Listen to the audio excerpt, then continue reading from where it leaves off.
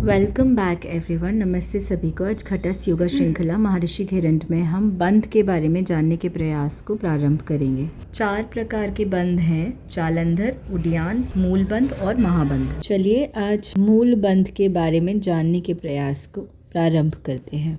मूल बंध को लगाने की 3 स्थितियां हैं। पहली स्थिति में सिद्धासन में बैठना है। उसके लिए पैर सीधे कर लीजिए और दाएं पैर को मोड़ना है। दाएं पैर को इस प्रकार से मोड़ना है कि दाएं पैर की एड़ी गूदा द्वार पर दबाव डालेगी और बाएं पैर की एड़ी, जो दाएं पैर की एड़ी के ऊपर ही रखनी है, प्रजनन इंद्रियों के ऊपर दबाव डालेगी। यह सिद्धासन की स्थिति है। तो पहली स्थिति की विधि समझते हैं। इसमें सिद्धासन या सिद्ध योनि आसन में बैठने के बाद आंखों को बंद कर पूरे शरीर को विश्रांत बनाना है। थोड़ी देर तक अपनी सहज नॉर्मल श्वास के प्रति सजग बने रहना है। फिर अपनी सजगता को मूलाधार पिंड प्रदेश पर केंद्रित करना है। श्रोणी अर्थात हिप और पेल्विक गर्डल की सतह की मांसपेशियों को ऊपर की ओर खींचकर इस क्षेत्र को संकुचित करते हैं और फिर ढीला छोड़ देना है। मूलाधार पिंड प्रदेश को जितना संभव हो लयबद्ध ढंग से एक समान रूप से संकुचित एवं ढीला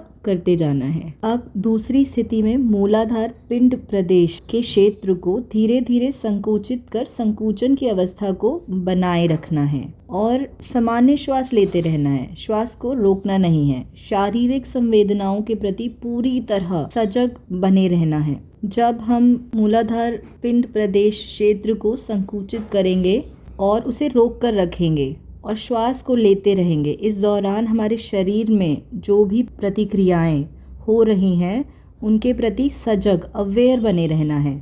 इस क्षेत्र को थोड़ा और संकुचित करना है, किंतु शरीर के अन्य अंगों को पूरी तरह रिलैक्स्ड विश्रांत अवस्था में बनाए रखना है।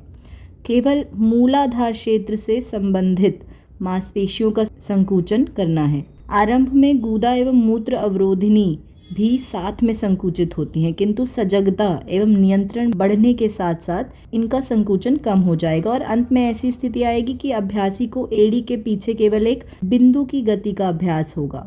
मांसपेशियों को धीरे धीरे समान रूप से ढीला करते हैं। अधिकतम संकुचन एवं प्रसारण करते हुए 10 आवृत्तियां यानी कि 10 सेट्स कर सकते हैं। अब तीसरी स्थिति में गहरी श्वास लेकर श्वास को भीतर रोकना है और मूलाधार पिंड प्रदेश को धीरे धीरे बिना जोर लगाए जितना संकुचित कर सकते हैं करें। यह मूल बंध की अंतिम स्थिति है। जब तक श्वास को आराम से रोक सकते हैं तब तक मूल बंध लगाए रखें और धीरे धीरे मूल बंध खोलें। फिर उसके बाद श्वास को छोड़ दें। फिर उसके बाद श्वास को भी बाहर छोड़ दें। तीसरी स्थिति को अंतरकुंभक के साथ भी किया जा सकता है। अभ्यास बहुत सरल है। बंध लगाते समय सजगता श्वास पर केंद्रित होनी चाहिए और जब बंध लग जाए तो मूलाधार पिंड प्रदेश में संकुचन स्थल पर सजगता रहनी चाहिए।